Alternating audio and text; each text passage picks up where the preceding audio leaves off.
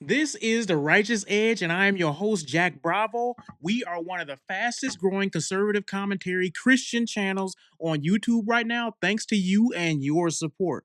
I want to get right into it today. What we're going to be talking about is abortion propaganda. The abortion propaganda that I'm talking about is something I saw on X. If you, I see stupid stuff on X all the time, but this one is it was so blatantly propaganda, in my opinion, that it was one of those situations where you're like, how do people not see this? People watch this for entertainment. So let me just open up this video. I know, Mr. Producer, we won't be able to. I'll play the audio from my phone real quick. Let's see. No, I can't go for a run because I had an abortion yesterday. I can't go for a run and I can't take a bath or use a tampon or have intercourse for like a week.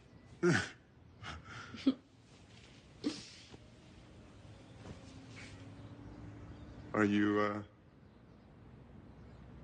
what? Yeah, just a couple of things I can't do because I had an abortion yesterday. Was it mine? Yeah, of course it was yours.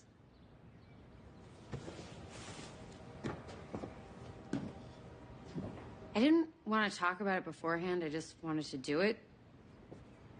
Let me pause it right there. And I'll probably have to edit some of these videos in. It's some important things to note here. So we can see the scene, and the woman is talking to her boyfriend, supposedly, and she's saying, hey, I can't do this because I just had an abortion.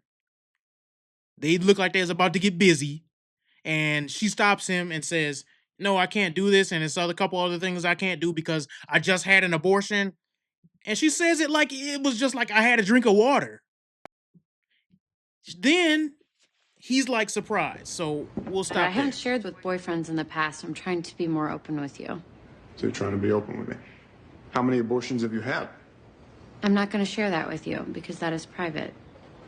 I'm not going to ask you how many girls you've gotten pregnant. None. It's not private. I've gotten no girls pregnant except for you now.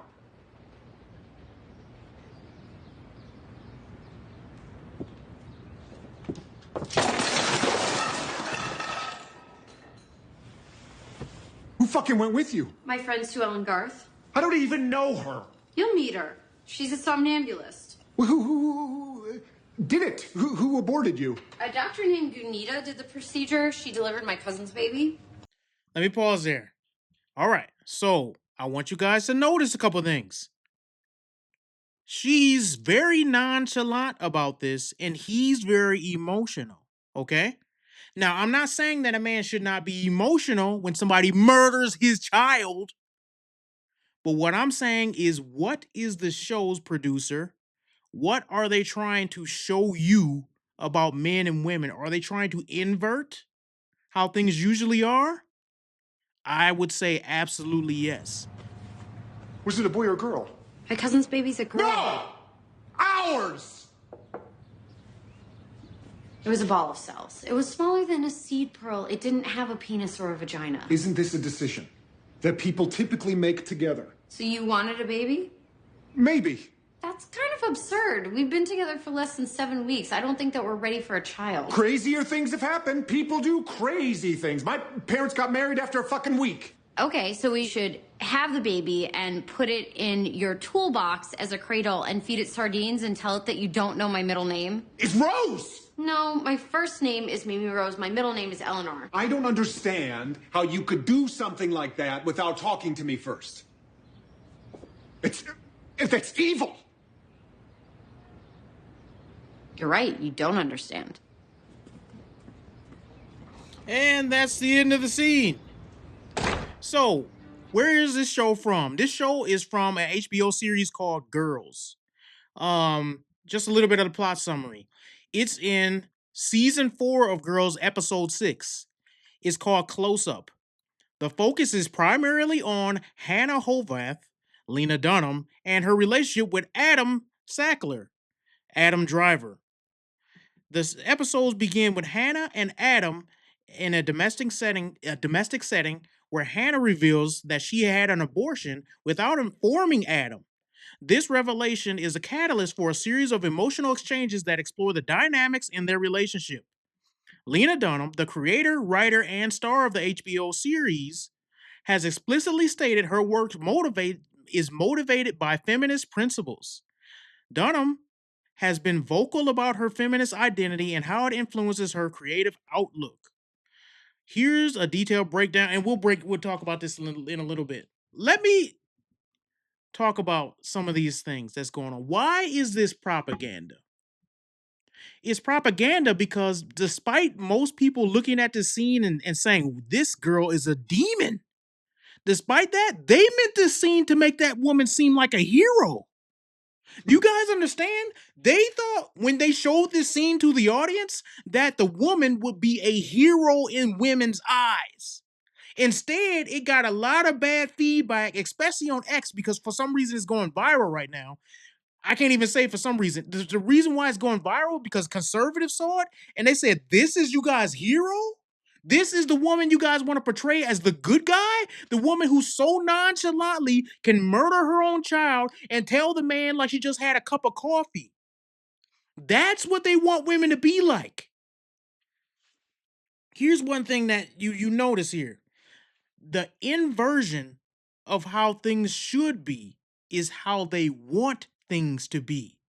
Satanism is all about taking what God had in the hierarchy he set up and turning it on its head. Instead of man being leader, now the woman is leader. Instead of the man being stoic, now the woman is stoic. Instead of the woman being emotional, now the man's emotional. You get what I'm saying? Everything has to be flipped.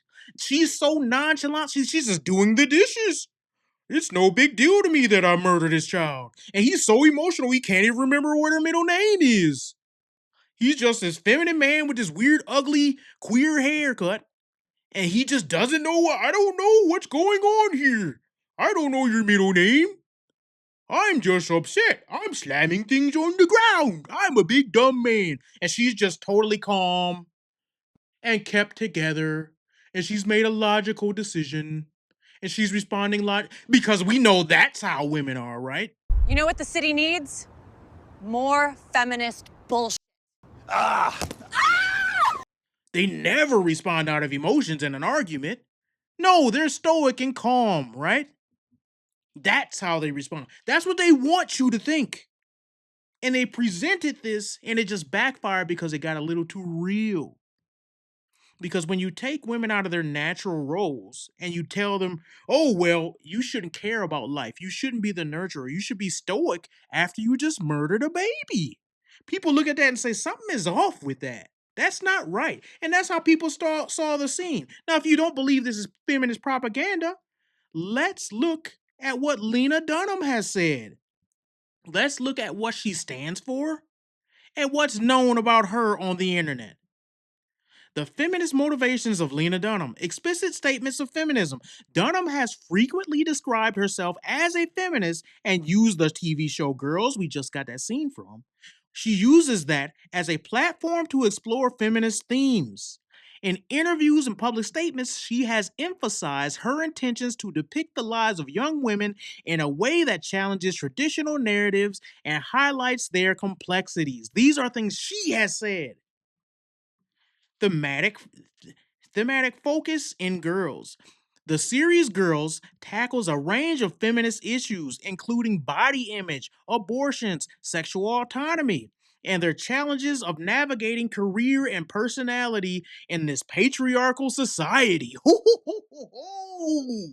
Oh, Nelly. Patriarchal society, we just abusing women. And how hard is it that you have to have abortions and have all the free sex they want? That's what they want you to see. They want you to look at this and say, oh my gosh, I relate so much. That's what they want you to think. These themes, oh yeah, Mr. Producer, you got some pictures up. Navigating career in a patriarchal society. These themes are central to the show's narrative and reflect Dunham's feminist perspective. For instance, in the episode Close Up, Season 4, Episode 6, which is discussed earlier, directly addresses abortion and autonomy, key feminist concerns. Dunham portrayed Dunham's portrayal of Hannah's decision-making process and the subsequent fallout with Adam can be seen as a critique on societal expectations for women's choices. If you don't know that these people are trying to dictate, they're trying to control your daughters and the young women of our society to be like these women.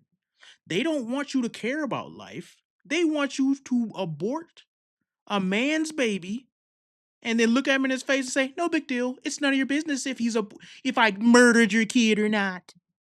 That's what they want you to look at life.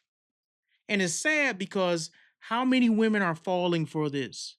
I saw statistics. I don't know how accurate it is, but like we've almost aborted an eighth of society at this point. And if you think that's something to be proud of, we're worse than the mustache man. We're worse than communism. We're worse than every war combined at the hands of those who are supposed to be the nurturers of our society.